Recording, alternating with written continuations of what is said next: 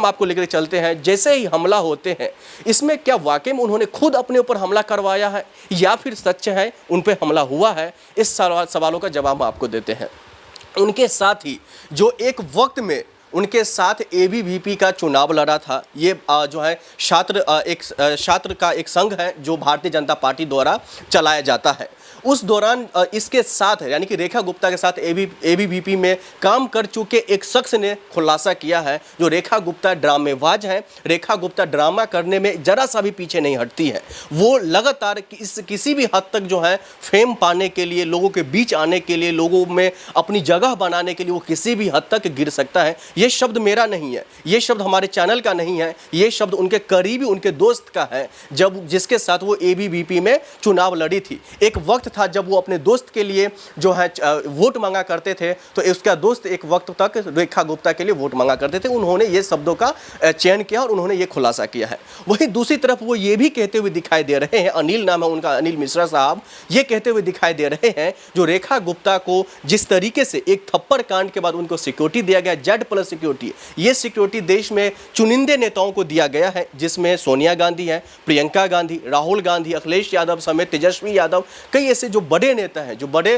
तबके के रखते हैं, जिस पर लगातार कहीं ना कहीं खतरा मंडराता है, उनको ये दिया गया। और इसमें शामिल देश के गृह मंत्री भी हैं, उनको Z+ सिक्योरिटी दिया गया है। इस सिक्योरिटी के बारे में हम विस्तार से हम आपको बताएंगे, लेकिन इससे पहले हम आपको बता दें क्या वो सिर्फ सिक्योरिटी लेने के लिए जो है अपने ऊपर हमला करवाई है, क्योंकि सवाल बहुत सारे हैं लेकिन जवाब का अता पता नहीं है।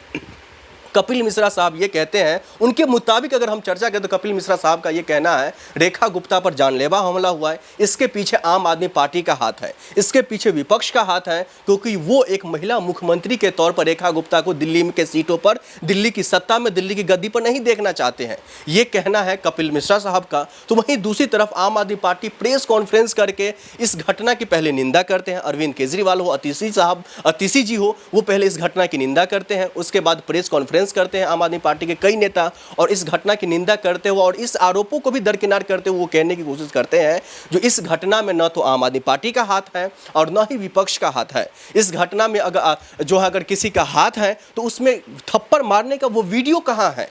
अंदर जाने का वीडियो है उस शख्स का, सीसीटीवी में वो कैद हुआ है, बाहर रेकी करने का उसका सीसीटीवी में जो है उसका वीडियो है। लेकिन जब थप्पड़ मारा गया मीडिया के सामने, वहाँ पर उनके कार्यकर्ता था, तो किसी न किसी के फ़ोन में ये वीडियो कैद होना चाहिए, लेकिन वो वीडियो नहीं है, वो वीडियो गायब है। इससे साफ जाहिर होता है वो हमला खुद पर जानबूझकर करवाई है, चाहे वो सिक्योरिटी लेने का एक माध्यम जरिया बनने के लिए हो या फिर देश में फेम पाने को लेकर के हो।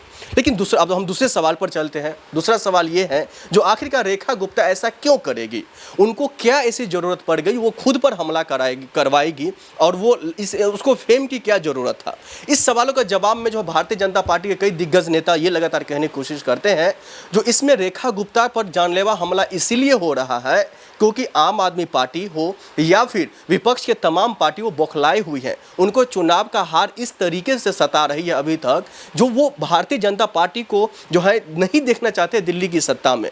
लेकिन सवाल तो भाई साहब ये भी खड़ा हो रहा है, जो भारतीय जनता पार्टी केंद्र से लेकर राज्य तक, उत्तर प्रदेश से लेकर बिहार तक और तमाम राज्यों में ये ढिंढोरा पीट रही है, जो हमारी सरकार यानी कि भारतीय जनता पार्टी की जहां जहां सरकार है, जिस जिस राज्य में सरकार है, जिस जिस देश के कोने में सरकार है, वहां वहां महिलाएं सुरक्षित हैं।